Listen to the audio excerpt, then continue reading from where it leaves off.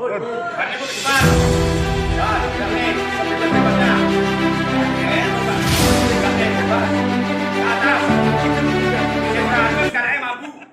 terima kasih. Terkait adanya sosialisasi dari Pak Dirman Pak T, bahwasanya kedepannya bisa membantu warga Desa Banjarjo, terutama sampah. Karena apa? Sampah itu saat sekarang menjadi momok bagi warga masyarakat. Untuk itu harapan kami ke depan bahwasanya dari pemerintahan daerah mohon kami difasilitasi masalah pengangkutan, terutama pengangkutan roda 3. Karena apa? Di RT kami sudah terbentuk bank sampah. Kami tergendala masalah pengangkutan karena lingkungan kami 2 RT itu jangkauannya jauh dari tempat pengumpulan sampah. Terima kasih. Saya salah satu wakil dari masyarakat. Saya berharap masyarakat ini merespon dengan baik adanya peraturan daerah tentang pengelolaan sampah ini. Karena apa? Di mana-mana, utamanya di kota-kota besar, sampah ini menjadi permasalahan yang cukup pelik, yang cukup berat. Di desa pun juga demikian. Desa akan nampak kumuh kotor itu ketika tidak ada kesadaran, tidak ada aturan, tidak ada himbauan tentang bagaimana menghadapi sampah. Harapan saya setelah ini ya, masing-masing desa itu ya perlulah mengadakan musyawarah rembuk desa yang akhirnya menerbitkan peraturan desa tentang pengelolaan dan pemanfaatan sampah. Ini harapan saya. Tanpa itu nonsen.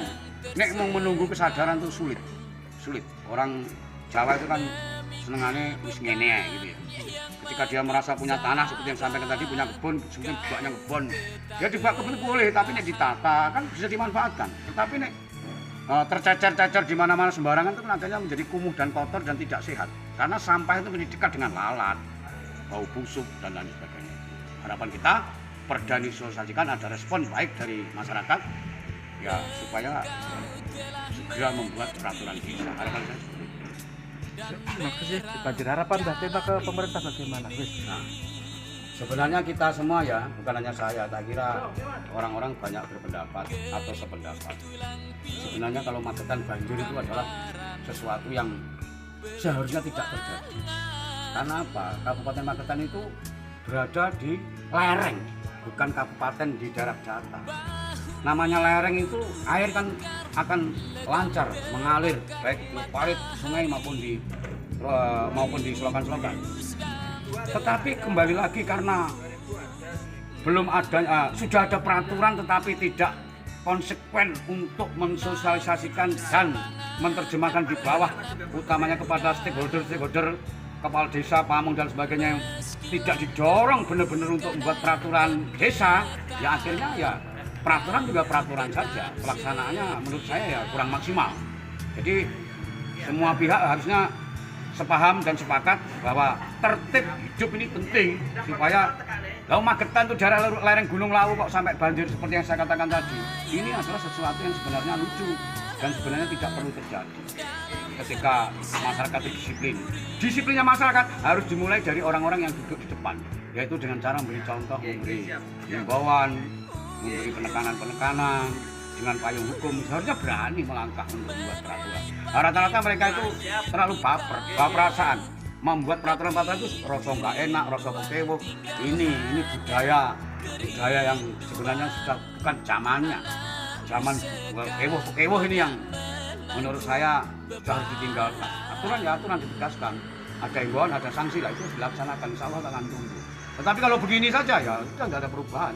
Magetan kok banjir. Akhirnya Magetan banjir. Nah, iya. Oke. Acara hari ini adalah salah satu tugas dari anggota DPRD. Sebenarnya sama nih, 45 anggota kita sama, mempunyai tugas yang sama, yaitu turun ke masyarakat untuk menyampaikan sosialisasi peraturan daerah atau Perda nomor 6 tahun 2013 tentang pengelolaan sampah. Hari ini tadi saya ada 2 titik. Tadi pagi pertama di Pendopo Kecamatan Sidoarjo, sore ini berada di Balai Pertemuan Desa Banjarjo Kecamatan Banjar. Acaranya intinya itu. Untuk keluhan dari masyarakat sendiri yang paling menonjol itu apa, Pak? Keluhan dari masyarakat yang paling menonjol terkait dengan permasalahan sampah. Itu rata-rata mereka itu kurang atau masih membutuhkan sarana prasarana pendukung. Yang dimaksud sarana prasarana pendukung itu adalah pertama yaitu titik tempat pembuangan sampah. Otomatis di masing desa, masing kamituan itu kan butuh satu petak tanah kecil sebagai tempat pembuangan sampah sementara. Jadi sehingga sampah itu tiap hari atau tiap 3 hari atau seminggu sekali paling enggak dikumpulkan di satu titik itu. Kendala belum ada lokasinya, itu yang pertama. Yang kedua, sarana yang lain yaitu seperti yang tadi disampaikan, belum adanya kendaraan pengangkut sampah.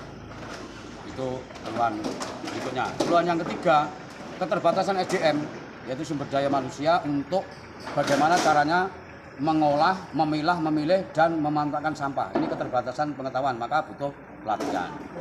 Yang terakhir, kendala yang paling utama, yang paling berat ini yang klasik adalah menumbuhkan kesadaran masyarakat tentang pentingnya bagaimana menghadapi permasalahan sampah, pengelolaannya, pemilahannya, juga pemanfaatan. Kesadaran ini yang menurut saya sampai detik ini di mana-mana itu masih klasik, masih sama.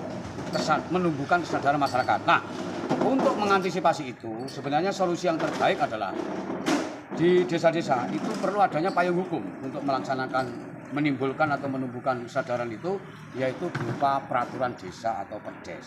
Ini yang sebenarnya untuk merespon perda itu yang paling penting masing-masing desa, masing-masing kepala desa itu segera mengadakan musyawarah desa, diawali RT, dusun, mudus, menjadi musyawarah desa, dituangkan dalam perdes. Ini yang perlu dipacu sebenarnya oleh semua pihak. Karena kunci dari tumbuhnya kesadaran itu ketika ada payung hukumnya, yaitu berupa perdes. Sehingga kepala desa, pamong, RT, RW atau pengelola sampah itu melakukan kegiatan tertentu, penekanan tertentu, itu ada payung hukum. Makanya